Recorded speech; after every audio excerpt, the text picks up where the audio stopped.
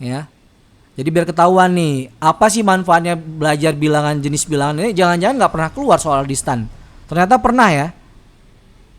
Jadi STAN itu pernah merilis terkait soal bilangan. Itu pada saat soal USM STAN tahun 2003. Ya. Nah, ini menarik nih soalnya nih. Jadi ada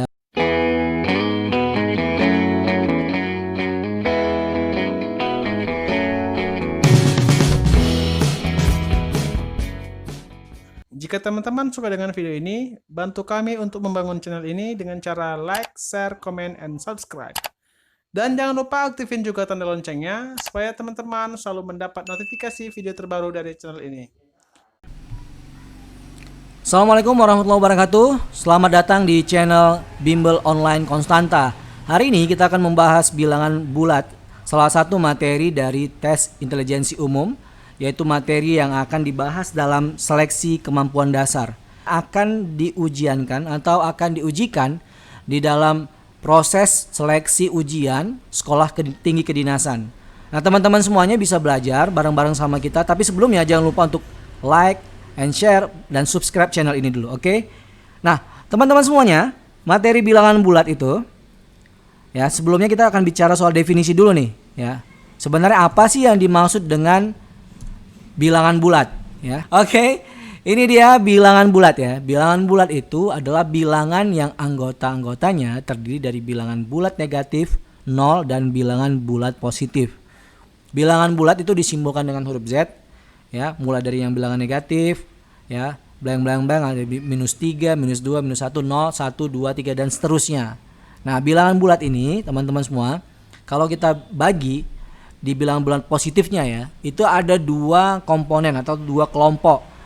Ada bilangan cacah dan juga bilangan asli. Di mana bilangan cacah itu terdiri dari bilangan 0 dan bilangan bulat positif.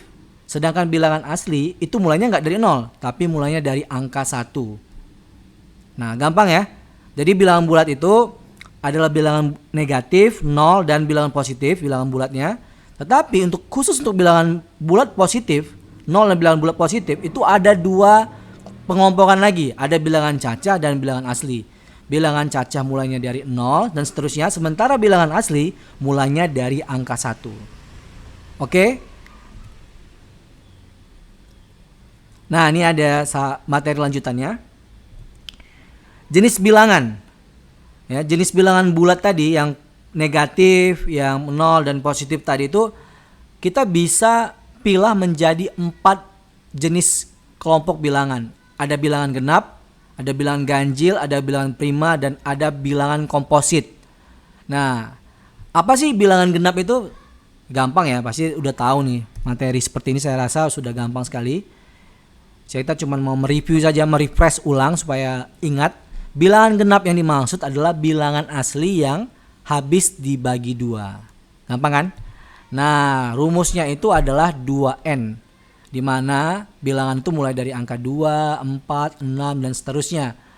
Tidak termasuk angka 0. Dan bilangan negatifnya juga ada, bilangan minus 2, minus 4, dan seterusnya. Bilangan ganjil juga sama ya, kurang lebih definisinya. Tetapi kebalikan dari bilangan genap. Bilangan asli yang tidak habis dibagi 2. Nah, klasternya itu ya mirip kayak tadi juga. Cuman kalau tadi rumusnya 2n, maka sekarang 2n plus 1. Bilangannya dimulai dari angka 1, 3, 5, dan seterusnya. Dan negatif juga begitu, ditambah. Tinggal nambah tanda negatifnya aja. Oke, next. Nah, bilangan prima nih.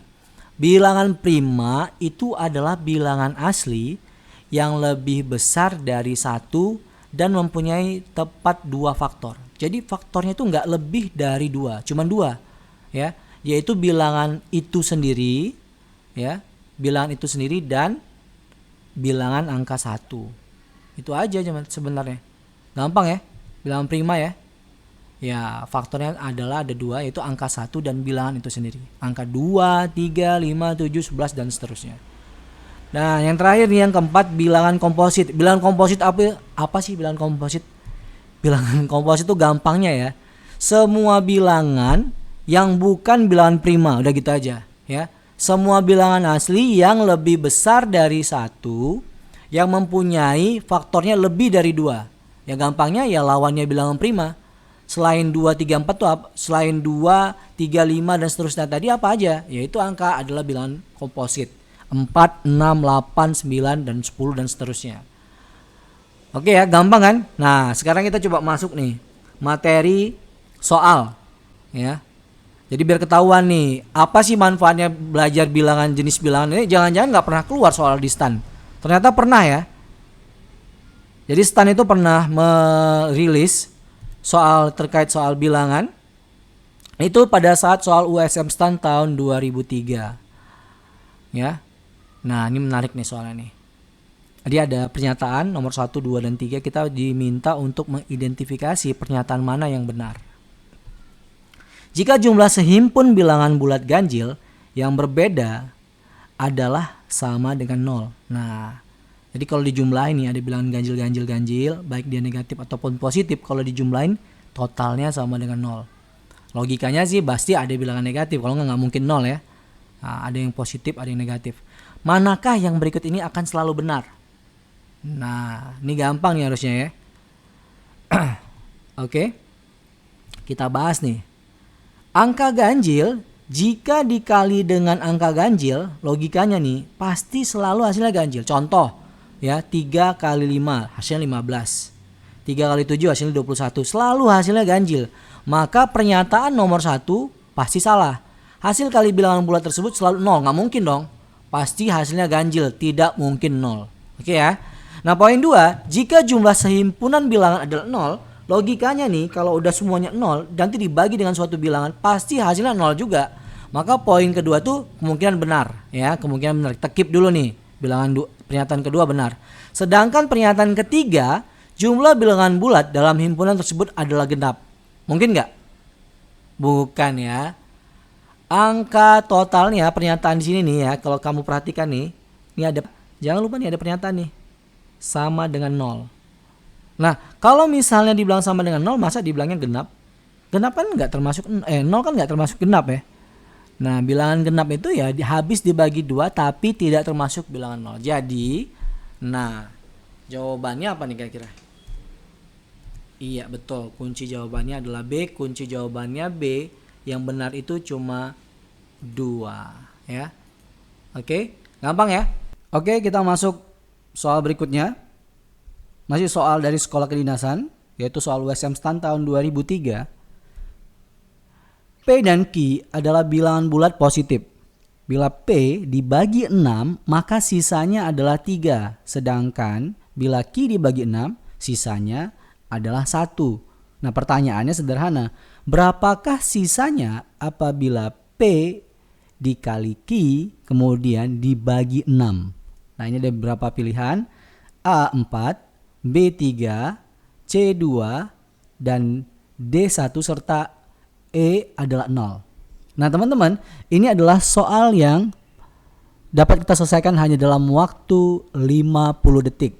Cara penulisannya sederhana. Ya, P sama dengan 6X tambah 3. Nah kata angka 3 ini adalah menandakan adanya sisa. Inilah dia sisanya 3. Sementara Q sisanya 1. Ya, 6X inilah kalau dibagi 6, maka kalau dibagi 6 sisanya 3, maka kita bisa tulis P sama dengan 6X tambah 3 dan Q adalah 6X tambah 1. Jadi tanda sisanya ada di tanda plus 3 dan plus 1. Ya. Jadi kalau misalnya kita kalikan P kali Q, maka kita kalikan saja 6X tambah 3 dan 6X tambah 1. Ya. Seperti biasa. Di sini seperti biasa ya. Ini ada 6X. Ini dikali dengan 6X ini. Ya.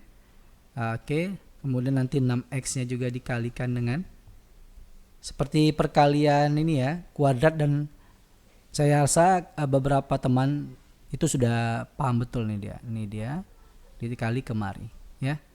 Nanti hasilnya adalah 6X kuadrat tambah 6X tambah 8X tambah 3, dan hasilnya adalah jadi 6X kuadrat tambah 24X plus 3. Nah, perhatikan ya teman-teman, tadi saya sudah sampaikan bahwa tanda plus 3 plus 1 inilah sisanya. Jadi bisa dipastikan Jadi bisa dipastikan bahwa sisa dari P kali Q adalah plus 3 juga. Jadi gampang ya. Cuman mau tahu berapa nilai konstantanya ya. Nilai sisa adalah nilai konstanta dari sebuah persamaan. Jadi simpelnya tuh cukup kita kalikan aja sisanya. Jadi nggak perlu dibagi-bagi seperti ini ya. Nggak perlu detail seperti ini nih. Nah, yang ini kita bisa abaikan ya kan. Kita bisa langsung masuk aja kemari. Jadi kalau ditanya berapa sisa dari P dan Q, gampang, 3 kali 1 sama dengan 3. Itu doang sih sebenarnya. Maka jawabannya adalah jawabannya adalah B. Betul sekali ya. Oke, kita masuk ke soal berikutnya. Masih dari soal sekolah kedinasan tahun 2004. Nah, ini dia. Jika bilangan bulat 50 adalah bilangan ketiga dari bilangan bulat secara berturut-turut. Jadi ada 5 bilangan bulat, dia adalah bilangan ketiganya di tengah-tengah nih berarti. Maka jumlah kelima bilangan tersebut berapa? Gampang ya. Ini juga 50 detik, bahkan bisa lebih cepat lagi. Jawabannya adalah ini dia. Ini angka 50. Angka 50 di tengah nih. Ya, angka 50-nya di tengah. Kemudian ada angka nah ini dia. 2 angka sebelumnya dan 2 angka setelahnya ya.